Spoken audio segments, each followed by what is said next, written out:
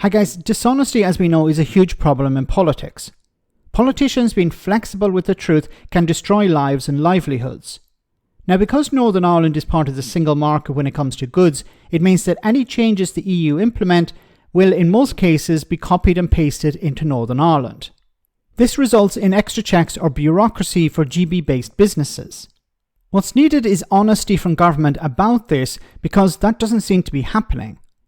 Here Roger Pollen of FSB Northern Ireland spoke to reporter James Gould of CoolFM, where he explained how this is impacting both GB-based businesses but also companies and consumers in Northern Ireland.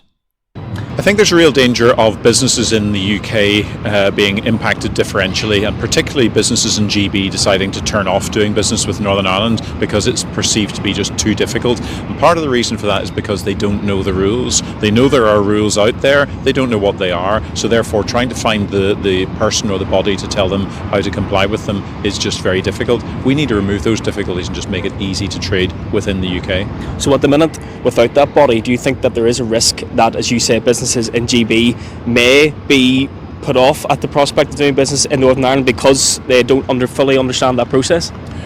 We're repeatedly finding businesses in GB that are refusing to supply to Northern Ireland, either to consumers here or to other businesses here, because of the actual or the perceived difficulties. That's a really unacceptable state to have got ourselves into. So we need to strip away the causes of that and the bureaucracy and just get back to a proper, easy way of doing business.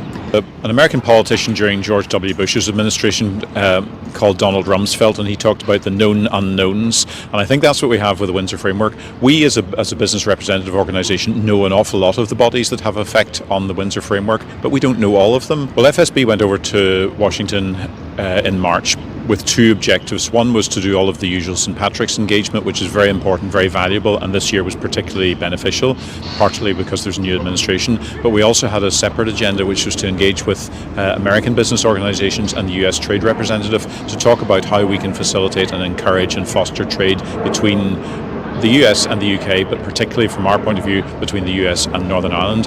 And the dual market access that we hear about is actually more like access to 30 markets, because if you look at all the countries within Europe and those that are in the EEA that you can access as well from Northern Ireland because of the arrangements, that's a fantastic offering, and we need to get out there and really articulate that, and that's what we were doing in America and looking at some of the partnerships we can develop going forward.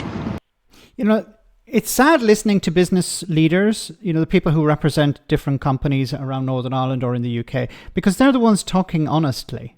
They're the ones being clear about this. The politicians are the problem here. Now, there are three main problems when it comes to this. First of all, you have the Tories, you have the new Labour government, and you have Northern Ireland itself. Now, the first problem, of course, the Tories, when they were in power, after the Brexit referendum, they decided we're not going to be honest about Brexit.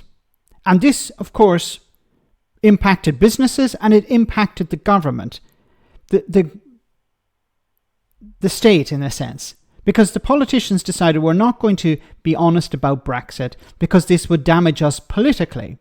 But that meant that businesses were not prepared for Brexit. I've mentioned on this channel before how right after the Brexit referendum, the EU began the process of preparing for a hard Brexit. It was instructing countries around Europe, in particular those who trade most with the UK, to prepare for a hard Brexit. It was better to be prepared for something that didn't arrive than not be prepared. And of course, the Tories took the opposite approach. We're not going to prepare for anything because we're going to try and convince the public that Brexit will be a huge success, that there's no need to prepare because once again, they need us more than we need them. Now, the second problem is the Labour government. They have just taken over. They're probably still finding their feet. They've inherited an economic disaster, but also a governmental disaster because, once again, the Tories didn't prepare. So they have to start trying to undo some of that damage. That's going to take time. It's also going to take money. Brexit is extremely expensive.